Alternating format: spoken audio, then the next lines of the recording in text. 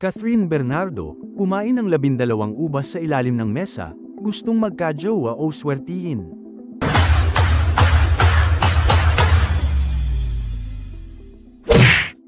Tila sumali na rin ang aktres na si Catherine Bernardo sa trending 12 grapes under the table challenge ngayong pagsalubong ng 2025. Sa isang Instagram post na ibinahagi ng kanyang ina, si Min Bernardo, makikita ang aktres na kumakain ng mga ubas habang nakaupo sa ilalim ng isang lamesa. Matapos niyang kumain ng ubas, makikita rin siya sa isang eksena kung saan siya ay masaya at nagtatalon. Ang post na ito ni Catherine ay agad na naging usap-usapan sa social media. Dahil sa pagkakasangkot niya sa isang popular na bagong taon na tradisyon. Ang 12 grapes under the table ay isang kilalang trend sa social media tuwing magpapalit ang taon, kung saan ang mga tao, lalo na ang mga single, ay naniniwala na ang pagkain ng 12 ubas sa ilalim ng lamesa ay magdadala sa kanila ng kapalaran, lalo na ang pagkakaroon ng bagong kasintahan sa darating na taon. Ayon sa tradisyong ito, ang 12 ubas ay sumisimbolo sa 12 buwan ng taon. Dapat daw kainin ang bawat ubas sa loob ng 12 minuto. Eksaktong pagpatak ng hating gabi o 12:00 AM ng ika-1 ng Enero, upang magkaroon ng magandang kapalaran at masagana ang buong taon.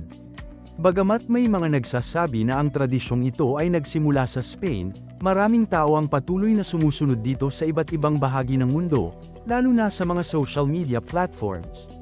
Pinaniniwalaan din na ang pagkain ng mga ubas sa oras ng hating gabi ay may kinalaman sa pagtanggap ng swerte at pagpapabuti ng buhay.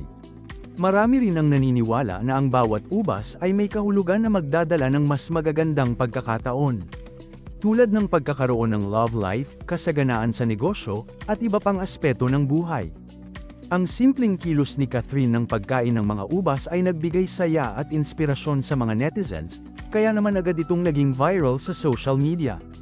Bukod sa pagiging bahagi ng naturang trend, ang aktres ay nagpamalas din ng kanyang saya at positibong pananaw patungkol sa mga bagay na darating sa bagong taon.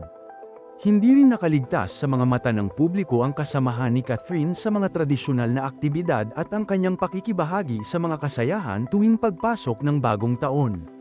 Sa kabila ng pagiging bahagi ni Catherine ng isang online trend, ang simpleng aktibidad na ito ay nagpapakita ng isang kultura ng pagsasama-sama at positibong pananaw para sa mas magaan na pagharap sa mga pagsubok sa bagong taon. Isa itong magandang halimbawa ng pagpapalaganap ng kasiyahan at pag-asa para sa mga tao, lalo na sa mga naghahangad ng mas magagandang pagkakataon sa darating na taon. Hindi rin nakaligtas sa mga mata ng mga tagahanga at netizens ang mga pagsuporta at pagbibo ni Catherine sa mga online trends. Sa tuwing makikita siya na sumasali sa mga ganitong uri ng challenges o tradisyon, pinapakita nito na siya ay hindi lamang isang aktres sa telebisyon kundi isa ring taong may malasakit sa mga tao at may kasiyahan sa maliliit na bagay.